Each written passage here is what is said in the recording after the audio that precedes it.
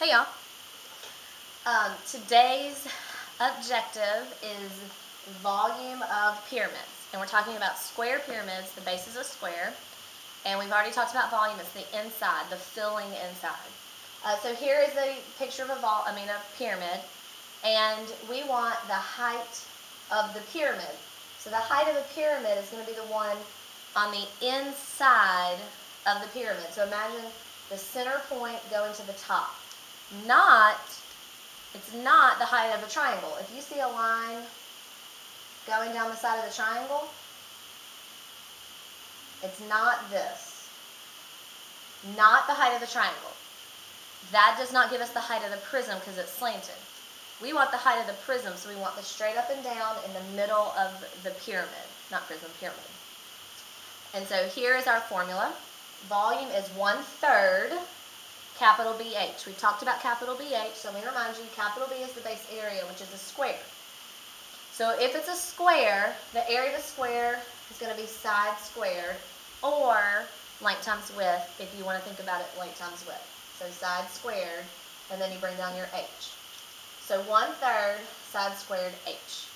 And have a calculator with you when you do this, but this is the formula, 1/3 side squared H.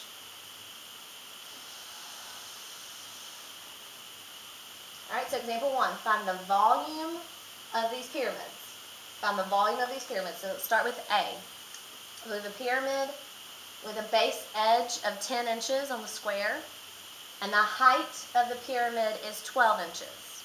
So we're going to use our formula, 1/3 capital BH, 1/3 side squared H.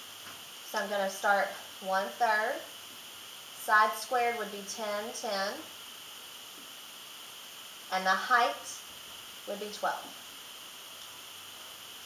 Alright, so I'm going to type that into my calculator. 1/3 times 10 squared times 12. And we get volume equals 400 inches cubed. Because this is volume, remember we have to do cubed because that means it's cubic. So if we had a pyramid this big, that's how many cubic inches would fit into that pyramid, and it's the space in that pyramid. Let's do example B together. I have a pyramid with a height of 6 and a base edge of 8 on the square. So we type it into our formula, 1/3 side squared H, 1/3 side squared would be 8 squared, and the height would be 6. So I'm going to type that in, 1/3 times 8 squared times 6, and it gives us 128 centimeters cubed.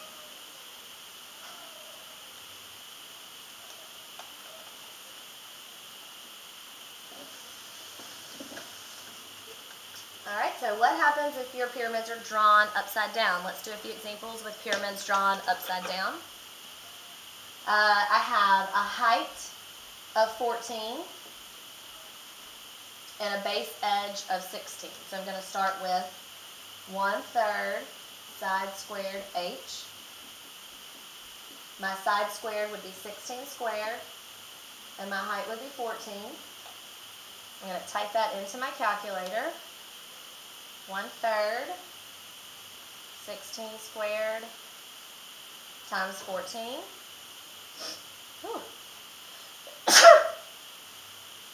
Sorry. And I get a repeating decimal. So on this calculator, you can press F arrow D and change it to a fraction. Or if you have a decimal, you would round it.